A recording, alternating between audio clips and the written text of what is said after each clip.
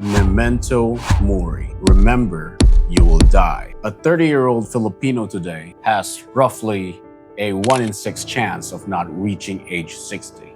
And if you're a man, it's closer to 1 in 5. So here's the uncomfortable question. Why are so many Filipinos building their entire financial life around an age that they may never reach? We say, I'll enjoy later, after the kids graduate, after the house is paid, after one more promotion, after one more contract abroad, or pag okay na ang lahat, kapag nakaipon na, when I retire. But later is not guaranteed. And I'm not saying this to scare you. I'm saying it because your financial plan should respect reality. You should prepare for your future, but you should not postpone your entire life for it.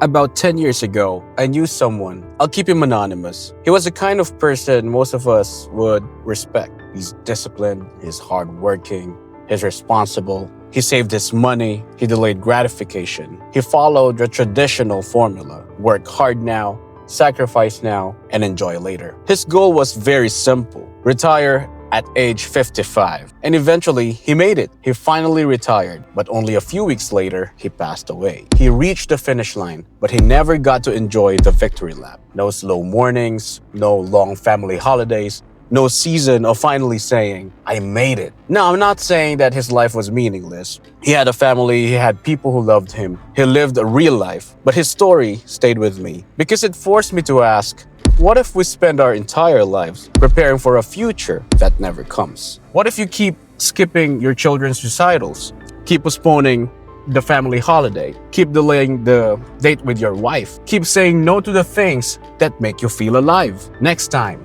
next year, after this contract, when I retire, and then one day, there is no more next time. That is when money becomes more than just numbers. Money is time. Money is options. Money is the ability to be present for the life that God already gave you. Not only the life you imagine 30 years from now.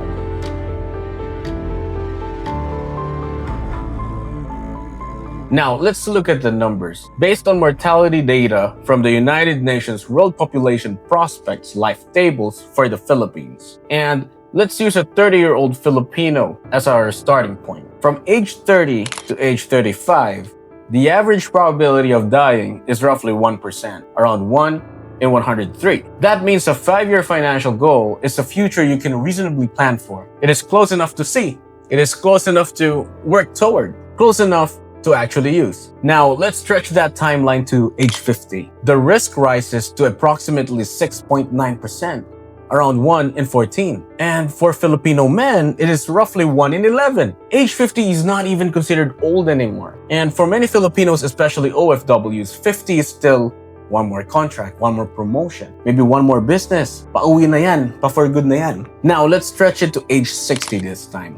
From age 30 to age 60, the average probability of dying is roughly 16.4%, around 1 in 6. For men, it is approximately 20.9%, around 1 in 5. For women, approximately 1 in 8, 1 in 6. And for men, 1 in 5. The risk does not grow in a straight line. It compounds from around 1 in 103 over 5 years to around 1 in 6 over 30 years. Just like your investments compound, except this compounds in the wrong direction. The likelihood that we die also compounds the longer it gets. If we apply risk management in our investment portfolios, why would we not apply it to our lives?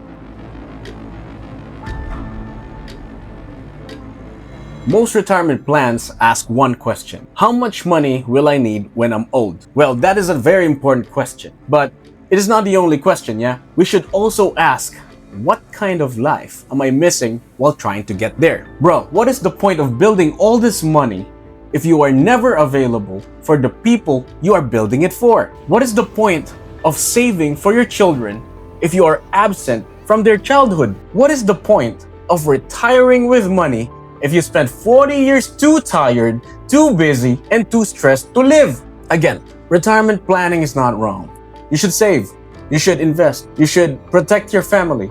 You should prepare for old age. But if your entire financial plan only becomes meaningful at age 60, then Your plan has one dangerous assumption, that you are guaranteed to live until 60. That is not risk management. That is hope. We already saw the data. A better financial plan should allow you to experience freedom in stages, not only at the finish line, 5-year milestones, 10-year milestones, passive income milestones, family milestones, freedom that you can actually reach, freedom you can use, freedom you can actually enjoy while you are still alive.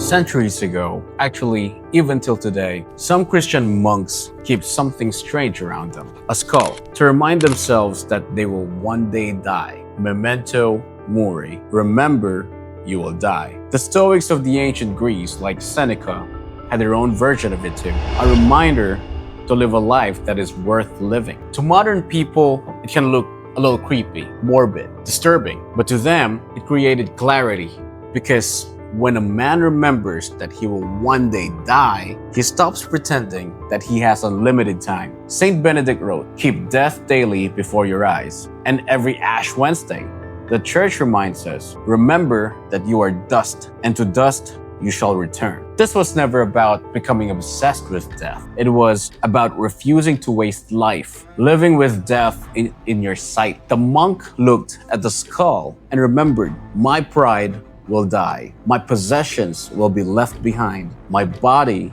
will return to dust. So what is it actually that matters? God, family, your purpose, love, and a life lived properly. And if monks who owned almost nothing needed that reminder, what about us? People building businesses, careers, investment portfolios, school funds. Maybe we do not need less planning. Maybe we need wiser planning that accepts truth. You are not guaranteed to reach the age that you are sacrificing everything for.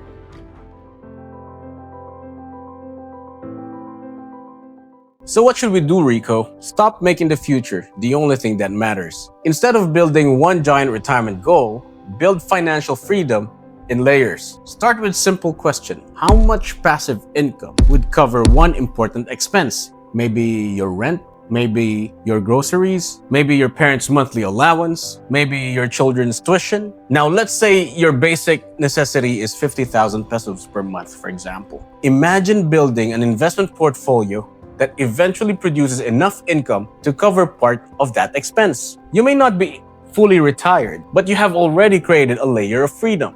Then perhaps your portfolio grows enough to cover mortgage, then utilities, then tuition, then eventually your family's full-on lifestyle. That is the financial freedom in stages. Every milestone reduces the pressure on your salary. Every milestone gives you more options. If your job becomes toxic, you can send that resignation letter without worries. If your business slows down, you have support. If your parents need you, you can show up. If your family needs more time, you are not completely trapped by your monthly income. This is what I mean when I say, do not wait until age 60 to experience freedom. Build small pieces of freedom along the way.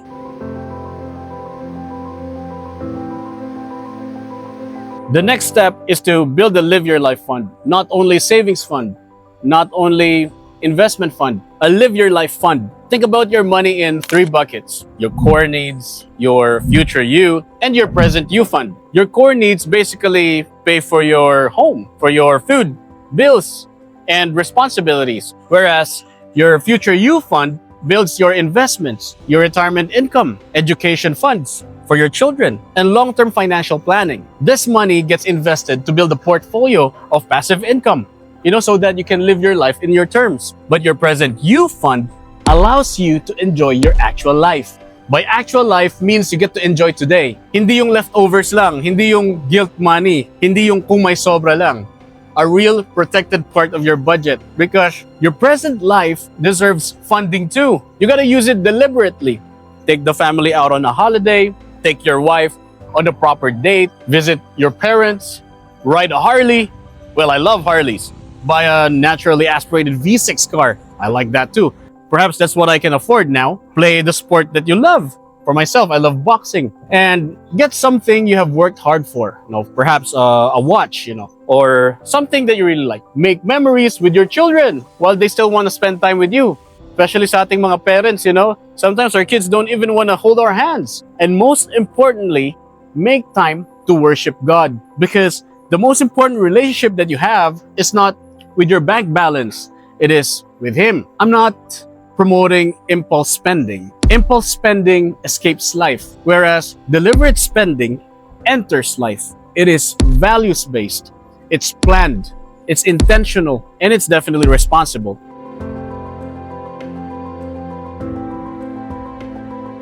Here are 4 practical things you can do. Number 1, calculate your milestone numbers. How much would cover your rent, your groceries, your children's tuition, your family's basic expenses? Give each goal a real number. Number 2, automate your future you fund. Do not rely on motivation just because you saw some YouTube video like this one. Invest before random lifestyle upgrades consume your money. Number 3, create a real present you budget. It's not an excuse to overspend, but a protected amount that allows you and your family to live intentionally. Number 4, choose one experience this year that you cannot get back later. Then schedule it, book the flight, plan the date, visit your parents, block your calendar, take your children somewhere while they still want to hold your hand. Because one day, they will not be this age anymore, and one day, neither will you.